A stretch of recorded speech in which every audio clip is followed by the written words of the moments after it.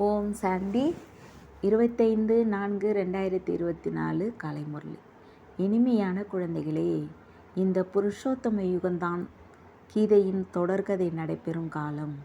அதாவது இந்த யுகம்தான், இப்போ இந்த நடக்கிற சங்கம யுகத்தில் தான் பகவத்கீதையே ஆரம்பமாகுது. இதில் மட்டும்தான் நீங்கள் முயற்சி செய்து உத்தம புருஷர், அதாவது தேவதை ஆக வேண்டும்.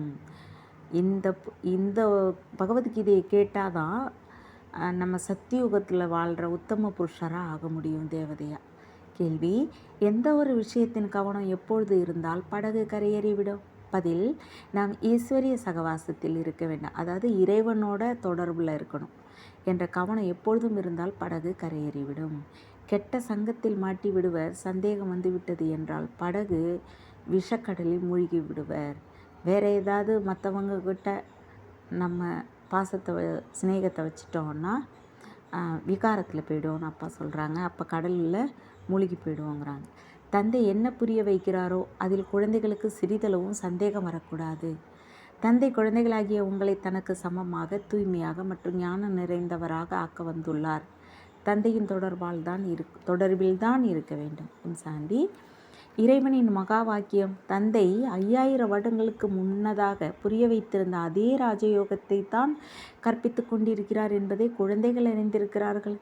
குழந்தைகளுக்கு தெரியும் இறைவன் எப்பொழுது வந்தார் என்று.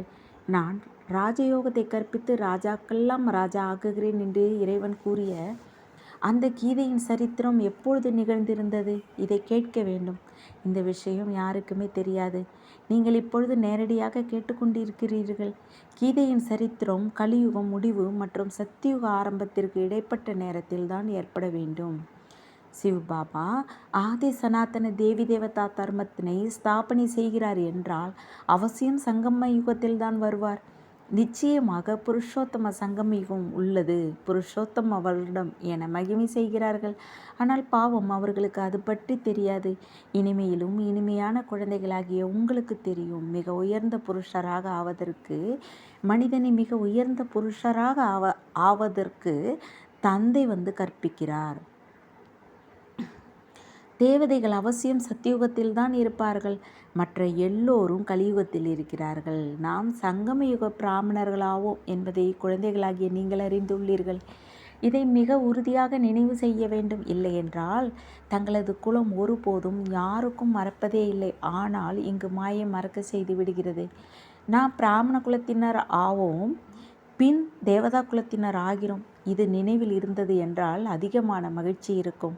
நீங்கள் ராஜயோகம் கற்றுக்கொள்கின்றீர்கள். இப்பொழுது மீண்டும் இறைவன் கித்தா ஞானம் கூறிக்கொண்டிருக்கிறார் மற்றும் பாரதத்தின் பழமையான யோகமும் கற்பித்து கொண்டிருக்கிறார் என்று புரிய வைக்கிறீர்கள். காமம் மகா எதிரியாகும். இதன் மீது வெற்றி அடைவதால் நீங்கள் உலகை வென்றவராகிறீர்கள். தூய்மை பற்றி எவ்வளவு வாதாடுகிறார்கள். மனிதர்களுக்கோ விகாரம் என்பது ஒரு கஜானா போல உள்ளது. லௌகீக தந்தையிடமிருந்து இந்த சொத்து கிடைத்துள்ளது. பாலகனான உடனேயே முதலில் தந்தையின் இந்த ஆஸ்தி கிடைக்கிறது. திருமணம் என்ற சீரழிவை செய்வித்து விடுகிறார்கள். ஆனால் எல்லையில்லாத தந்தை காமம் மகா எதிரியாகும் என்று கூறுகிறார். எனவே அவசியம் காமத்தை வெல்வதால் தான் உலகத்தை வென்றவர் ஆவீர்கள். இந்த லட்சுமி நாராயணரே உலகத்தின் வென்றவர்கள் ஆவார்கள். இவர்கள்தான் சம்பூர்ண நிர்விகாரி என்று கூறுகிறார்கள். அவர்களது உலகத்தை நீங்கள் ராமராஜ்யம் என்று கூறுகிறீர்கள். அது விகாரமற்ற உலகமாகும். இது விகாரம் நிறைந்த உலகம். இதை தூய்மையின் கடலான பகவானே ஸ்தாபனை செய்கிறார். பின் ராவண ராஜ்யமும் அவசியம் வர வேண்டும். பெயரே ராமராஜ்யம் மற்றும் ராவண ராஜ்யம் ஆகும். ராவண ராஜ்யம் என்றாலே அசுர ராஜ்யம். இப்பொழுது நீங்கள் அசுர ராஜ்யத்தில் அமர்ந்துள்ளீர்கள். லட்சுமி நாராயணர் தெய்வீக ராஜ்யத்தின் அடையாளம் ஆவார்கள். உங்களுடைய ஞானம் விரிவடைந்து கொண்டே இருக்கும். குழந்தைகளினுடைய எண்ணிக்கையும் அதிகமாகி கொண்டே போகும். அதில் ஏழை பணக்காரர்கள் எல்லோரும் விடுகிறார்கள். சிவபாபாவின் களஞ்சியம் நிரம்பிக் கொண்டே போகும். யார் கஜானாவை நிரப்புகிறார்களோ அவர்களுக்கு அங்கு அதற்கு பதிலாக பல மடங்கு கிடைத்துவிடும். இந்த கஜானான்னு சொல்கிறது ஞானத்தை. அதனால்தான் தந்தை கூறுகிறார், இனிமையிலும் இனிமையான குழந்தைகளே, நீங்கள் கோடான கோடீஸ்வரராகப் போகிறீர்கள். அதுவும் 21 பிறவிகளுக்கு. நீங்கள் 21 பரம்பரைக்கு உலகின் எஜமானராகி விடுவீர்கள் என்று சுயம் பாபா பகவானே கூறுகிறார். நானே நேரடியாக வந்துள்ளேன். எப்படி குழந்தை பிறந்தவுடனேயே தந்தையின் ஆஸ்தி அவரது உள்ளங்கையிலே இருக்கிறது. இது வீடு வாசல் ஆகிய எல்லாமே உன்னுடையது என்று தந்தை கூறுவார். எல்லையில்லாத தந்தையும் கூறுகிறார், நீங்கள் என்னுடையவர் ஆகும்பொழுது 21 பிறவிகளுக்கு சொர்க்கத்தின் அரசாட்சி உங்களுக்கு உள்ளது. ஏனெனில் நீங்கள் காலன் மீது வெற்றி அடைந்து விடுகிறீர்கள். எனவே தந்தையை மகா காலன் என்று கூறுகிறார்கள். மகா காலன் என்பவர் கொள்பவர் அல்ல. ஆனால் அவங்கெல்லாம் என்ன சொல்லிட்டாங்க, யம தர்மம் வர்றாரு பிடிச்சிட்டு போகிறாரு அப்படின்லாம் சொல்கிறாங்கல்ல, அது எல்லாமே பொய் தான். அவருக்கோ மகிமை செய்யப்படுகிறது. பகவான் யமதூதரை அனுப்பி அழைத்து கொண்டார் என்று நினைக்கிறார்கள். அப்படிப்பட்ட விஷயம் ஒன்றும் இல்லை. இவை எல்லாமே பக்தி மார்க்கத்தின் விஷயங்கள் ஆகும். நான் காலனுக்கு காலன் ஆவேன் என்று தந்தை கூறுகிறார். கும்பமேளாக்கள் ஆகியவை நிறைய நடக்கின்றன. அங்கே குளிப்பதையும் அதிகமாக மகிமை செய்துள்ளார்கள். இப்பொழுது குழந்தைகளாகிய உங்களுக்கு இந்த ஞான அமிர்தம் 5000 வருடங்களுக்கு பின்னர் கிடைக்கிறது. உண்மையில் இதற்கு அமிர்தம் என்று பெயர் கிடையாது. இதுவோ படிப்பு ஆகும். ஆனால் அவங்க என்ன பண்ணிட்டாங்க, தண்ணியை அமிர்தம்னு சொல்லிட்டாங்க. இவை எல்லாமே பக்தி மார்க்கத்தின் பெயர்கள். அமிர்தம் என்ற பெயர் கேட்ட உடனேயே தண்ணீரை காண்பித்துள்ளார்கள். நான் உங்களுக்கு ராஜயோகம் கற்பிக்கிறேன் என்று தந்தை கூறுகிறார். படிப்பினால் தான் உயர்ந்த பதவி கிடைக்கிறது. அதுவும் நான் கற்பிக்கிறேன். யார்? இறைவனே சொல்கிறார், நான் கற்பிக்கிறேன். எவ்வளோ பெரிய விஷயம். இது போன்ற அலங்கரிக்கப்பட்ட ரூபம் ஒன்றுமே இல்லை. எங்கள் கோயில் எல்லாம் அலங்கரிக்க வச்சு சிலை மாதிரி எவ்வளோ அழகாக அலங்கரித்து வச்சுருக்குறாங்க பாருங்கள். இதுவோ தந்தை இவருக்குள் வந்து கற்பிக்கிறார். கற்றுக் கொடுத்த ஆத்மாக்களை தனக்கு சமமானதாக ஆக்குகிறார். சுயம் லட்சுமி நாராயண தனக்கு சமமாக ஆக்குவார்களா என்ன? ஆத்மா படிக்கிறது ஆத்மாக்களை தனக்கு சமமாக ஞானம் நிறைந்தவர்களாக ஆக்குகிறார். அப்படியின்றி பகவான் என்பது அல்ல. அவர்கள் கிருஷ்ணரை காண்பித்துள்ளார்கள். அவர் எப்படி கற்பிப்பார்? சத்தியுகத்தில் தூய்மையற்றவர்களாக இருப்பார்களா என்ன? அங்கே தூய்மையற்றவங்க இருந்தால் தானே கிருஷ்ணர் வந்து போய் சொல்லி கொடுக்க போகிறாரு. கிருஷ்ணர் இருப்பதே சத்தியுகத்தில். பிறகு ஒரு பொழுதும் கிருஷ்ணரை நீங்கள் பார்க்க மாட்டீர்கள். சத்தியுகத்தில் மட்டும்தான் கிருஷ்ணரை பார்க்க முடியுங்கிறார் அப்பா. ஏன்னா அதுக்கு பிறகு அவர் வேறு பிறவி எடுத்துருவார். நாடகத்தில் ஒவ்வொருடைய மறுபிறவியின் படம் முற்றிலும் தனிப்பட்டதாக இருக்கும். இயற்கை நாடகமாகும். எனவே அமைக்கப்பட்டது தந்தையும் கூறுகிறார். நீங்கள் இதே தோற்றத்தில், இதே ஆடையில், இதே போல கல்பகல்பமாக நீங்களே தான் படித்து கொண்டு வருவீர்கள். மிக சரியாக மறுபடியும் நடக்கிறது அல்லவா? ஆத்மா ஒரு சரீரம் விட்டு பின் முந்தைய கல்பத்தில் எடுத்த அதே சரீரத்தை எடுக்கும். நாடகத்தில் சிறிதளவு கூட வித்தியாசம் ஏற்பட முடியாது. அப்பா சொல்லியிருக்கிறாங்க, ஒரு டீயில் ஒரு ஈ விழுந்துட்டு அப்படின்னா அதுவும் 5000 வருடத்துக்கு பிறகு அதே மாதிரி டீயில் அதே மாதிரி விழுன்னு சொல்கிறார். அந்த அளவுக்கு அக்யூரேட்டாக இருக்கும் ட்ராமான்னு சொல்லியிருக்கார் அப்பா. சரீரத்தை எடுக்கும். நாடகத்தில் சிறிதளவு கூட வித்தியாசம் ஏற்பட முடியாது. அவை எல்லைக்கு உட்பட்ட விஷயங்களாகும். இது எல்லைக்கு அப்பாற்பட்ட விஷயங்களாகும். இவற்றை எல்லையில்லாத தந்தையை தவிர வேறு யாரும் புரிய வைக்க முடியாது. இதில் எந்த ஒரு சந்தேகமும் வர முடியாது. நிச்சய புத்தி உடையவராகி பின் ஏதாவது ஒரு சந்தேகத்தில் வந்து விடுகிறார்கள். கெட்ட தொடர்பு வந்து விடுகிறது. ஈஸ்வரிய தொடர்பில் இருந்து கொண்டே இருந்தால் கடந்து சென்று விடலாம். தொடர்பை விட்டார்கள் என்றால் விகாரக்கடலில் மூழ்கி போய் விடுவீர்கள். ஒரு புறம் பார்க்கடல் உள்ளது, மறுபுறம் இருப்பது விகாரக்கடல். ஞான அமிர்தம் என்று கூறுகிறார்கள். தந்தை ஞானக்கடல் ஆவார். அவருக்கு மகிமையும் உள்ளது. அவருக்கு என்ன மகிமை உள்ளதோ அதை லட்சுமி நாராயணருக்கு கொடுக்க முடியாது. கிருஷ்ணர் ஒன்றும் ஞானக்கடல் அல்ல. தந்தை தூய்மையின் கடல் ஆவார். அந்த தேவதைகள் சத்தியுக திரேதாவில் தூய்மையாக இருக்கிறார்கள் தான். என்றாலும் கூட அவர்கள் சதா காலத்திற்காக அப்படி ஒன்றும் இருப்பதில்லை. அரை கல்பத்திற்கு பின் விழுந்து விடுகிறார்கள். தவப்பர்லேருந்து ஸ்டார்ட் பண்ணிடுறாங்க விகாரத்தை. தந்தை கூறுகிறார், நான் வந்து அனைவருக்கும் சத்கதி அளிக்கிறேன். சத்கதி தாத்தா, நான் ஒருவன். நான் வந்து அனைவருக்கும் சத்கதி அளிக்கிறேன். நீங்கள் சத்கதியில் சென்ற பின் இந்த விஷயங்களே இருக்காது. இப்பொழுது குழந்தைகளாகிய நீங்கள் முன்னால் அமர்ந்துள்ளீர்கள். நீங்களும் சிவபாபாவிடம் படித்து டீச்சராகி உள்ளீர்கள். முக்கிய பிரின்சிபல் அவர் ஆவார். நீங்கள் வருவதும் அவரிடம்தான். நாங்கள் சிவபாபாவிடம் வருகிறோம். நம்மெல்லாம் டீச்சர் ஆகிட்டா பிரின்சிபலாக அப்பா ஆயிடுறாங்க. அடே, அவரோ நிராகார ஆவார். ஆம், அவர் இவரது சரீரத்தில் வருகிறார். எனவே பாப்தாதாவிடம் செல்கிறோம் என்று கூறுகிறீர்கள். பிரம்மாவோட உடம்புல வந்து தான் சிவ பாபா இந்த ஞானத்தை கொடுக்குறார். இந்த பாபா அவரது ரதமாகும். யார்? பிரம்ம பாபா. அதன் மீது அவரது சவாரி உள்ளது. அதை ரதம், குதிரை, அஸ்வ என்று கூறுகிறார்கள். இதை பற்றியும் ஒரு கதை உள்ளது. தர்ஷ பிரஜாபிதா வேள்வி ஏற்படுத்தினார் என்று கதை எழுதி வைத்துள்ளார்கள். ஆனால் அப்படி ஒன்றுமே இல்லை. அப்போ சொல்கிறாங்க, சிவபகவானின் மகா வாக்கியம், பாரதத்தில் தர்மத்திற்கு களங்கம் என்பது அளவுக்கு மீறி ஏற்படும் சமயத்தில் தான் நான் வருகிறேன். கீதா படிப்பவர்கள் யதா யதாகி என்று கூறுகிறார்கள் தான், ஆனால் அவர்களுக்கு அதன் பொருள் தெரியவில்லை. இது உங்களுடைய மிக சிறிய செடி அல்லவா, பின் இது அஸ்திவாரம் கூட ஆகும்.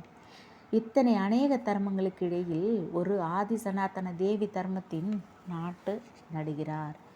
எவ்வளவு முயற்சி செய்ய வேண்டியுள்ளது.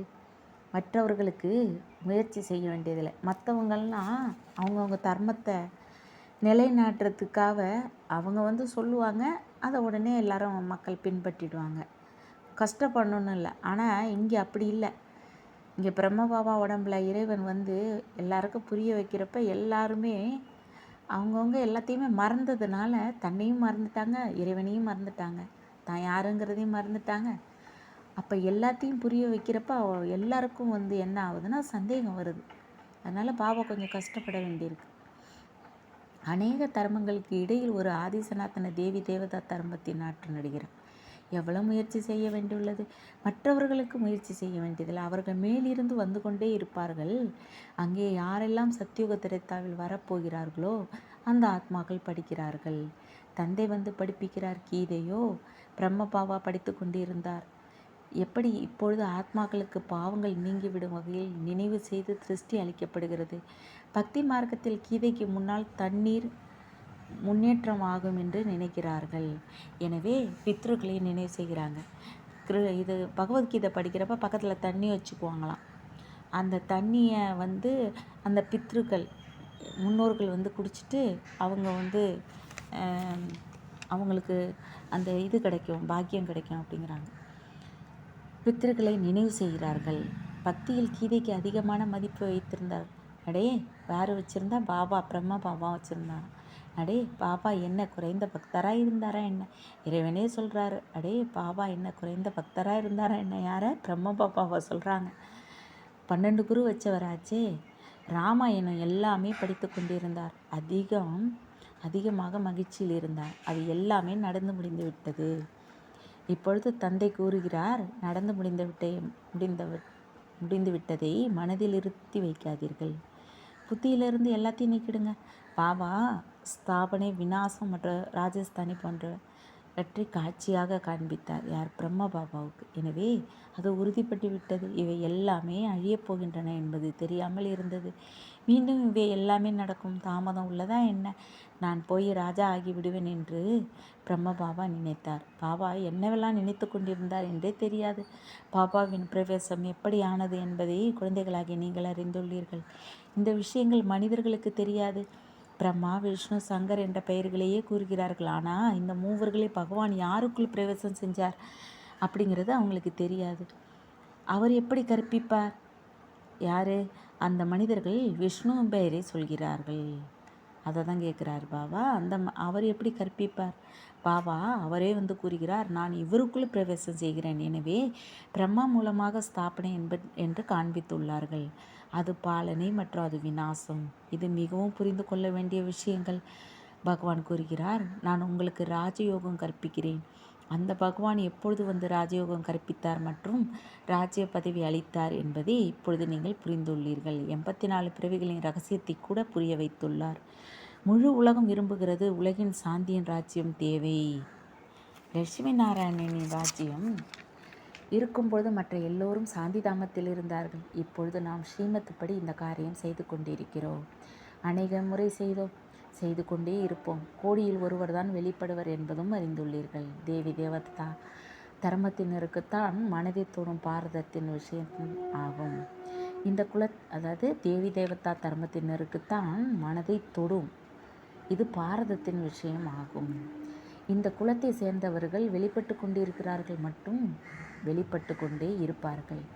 எப்படி நீங்கள் வெளிப்பட்டீர்களோ அதுபோல வேறு பிரஜாக்களும் உருவாகி கொண்டே செல்வார்கள். நன்றாக படிப்பார்கள், நல்ல பதவி அடைவார்கள். ஞான யோகமே முக்கியமானது. யோகத்திற்கும் ஞானம் வேணும். பின் பவர் ஹவுஸ் உடன் யோகம் வேண்டும். யோகத்தினால் விகாரங்கள் விநாசமாகும் மற்றும் ஆரோக்கியம் மற்றும் செல்வம் நிறைந்தவர் ஆவீர்கள். பாஸ்வித்தானர் கூட ஆவீர்கள். நல்லது. இனிமையிலும் இனிமையான காணாமல் போய் கண்டெடுக்கப்பட்ட செல்லமான குழந்தைகளுக்கு தாய் தந்தை மாக பாப் தாதாவின் அன்பு நினைவுகள் மற்றும் காலை வணக்கம். ஆன்மீக குழந்தைகளுக்கு ஆன்மீக தந்தை நமஸ்தே. ஆன்மீக தந்தைக்கு ஆன்மீக குழந்தைகளின் அன்பு நினைவுகள் மற்றும் நமஸ்தே. தாரணைக்கான முக்கிய சாரம்: நடந்து முடிந்துவிட்டவை பற்றி சிந்தனை செய்யக்கூடாது. இதுவரை படித்ததை மறந்து விட வேண்டும். பக்தியில் என்னென்ன படித்தோமோ அது எல்லாத்தையுமே மறந்துடணும்னு அப்பா சொல்கிறாங்க. ஒரு தந்தை கூறுவதை கேட்க வேண்டும் மற்றும் தங்களது பிராமண குலத்தை எப்பொழுதும் நினைவில் வைக்கணும். இந்த பிரம்மகுமாரி நம்மங்கிறத எப்போவுமே நம்ம மறக்கக்கூடாது. 2. முழுமையாக நிச்சய புத்தி உடையவராக ஆக வேண்டும். எந்த விஷயத்திலும் சந்தேகம் வரக்கூடாது. ஈஸ்வரிய தொடர்பு மற்றும் படிப்பை ஒருபோதும் விடக்கூடாது. வரதானம்: ஆன்மீக நாயகனின் ஈர்ப்பினால் ஈர்க்கப்பட்டு கடின உழைப்பிலிருந்து விடுபடக்கூடிய ஆன்மீகமான நாயகிகள் ஆகுக. எப்படி ஒருத்தங்களை லவ் பண்ணோம்னா அந்த லவ்வில் நம்ம ஈடுபடுறோம் இல்லையா, அவங்க அந்த லவ்வில் நம்ம இணையிறப்ப நமக்கு ஒன்றுமே கஷ்டமே தெரியாது. ஆட்டோமேட்டிக்காக நம்ம லவ்வில் அவங்கள்ட்ட போயிடுவோம். அதே போல் தான் நம்ம அப்பாவும் நாயகன், அவரும் லவ்வரு. அப்போ அந்த லவ்வர்கிட்டையும் நம்ம அதே மாதிரி அந்த அட்ராக்ஷன் லவ் கொடுக்கணும். அதை தான் அப்பா சொல்கிறாங்க. அதில் தான் கடின உழைப்பிலிருந்து அந்த அட்ராக்ஷனை நம்ம அப்பா கிட்ட ஈர்ப்பில் போகிறப்ப அதில் நம்ம உழைக்க வேண்டிய அவசியமே இல்லை. ஆன்மீக நாயகியில், அதாவது நாயகனுக்கு நாயகி ஆகுங்க அப்படின்னு அப்பா சொல்கிறாங்க. நாயகன் தனது தொலைந்து போன நாயகிகளை பார்த்து மகிழ்ச்சி அடைகின்றார். ஆன்மீக ஈர்ப்பினால் ஈர்க்கப்பட்ட தனது உண்மையான நாயகிகளை புரிந்து கொண்டு அவரை அடைந்து சரியான இடத்திற்கு வந்து விட்டீர்கள். இவ்வாறான அன்பான தோழிகள் இந்த அன்பான எல்லைக்குள் வந்ததனால் அநேக விதமான கடின உழைப்பிலிருந்து விடுபடுகிறார்கள். ஏனெனில் இங்கு ஞானக்கடலின் அன்பின் அலைகள், சக்தியின் அலைகளானது சதா காலத்திற்கும் புத்துணர்ச்சி தருகின்றது.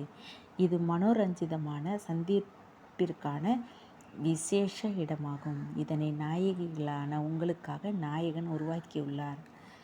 ஸ்லோகன்: ஏகாந்தவாசியாக, அதாவது அமைதியான இடத்துல உட்காந்து நம்ம பரந்தாமவாசி, இந்த உடம்பை விட்டு நம்ம பரந்தாமத்தில் இருக்கிறோம் அப்படிங்கிற ஒரே நினைவில் இருக்கணும். இந்த உடம்பு நம்ம இல்லை, நம்ம ஆத்மா இந்த உடம்புல வந்து பாட்டு படிக்கிறோங்கிற ஞாபகம் இருக்கணும். ஏக்நாமி, அதாவது நம்ம கடவுள் ஒருத்தர் தான், அவரை தான் எல்லாத்துலேயுமே சார்ந்திருக்கணும். நேற்று எல்லா ரிஸ்தாவும் கொடுக்க சொன்னார்ல, அதே மாதிரி. மற்றும் எக்னாமி, எல்லாத்துலேயுமே சிக்கனமாக இருக்கணும் அப்படின்னு சொல்கிறாரு. எதுவுமே வேஸ்ட் பண்ணக்கூடாது அப்படின்னு சொல்கிறாங்க. பேசுகிறது கூட ரொம்ப குறைவாக பேசினோம்னா ரொம்ப நல்லதுன்னு அப்பா சொல்கிறாங்க. ஓம் சாந்தி.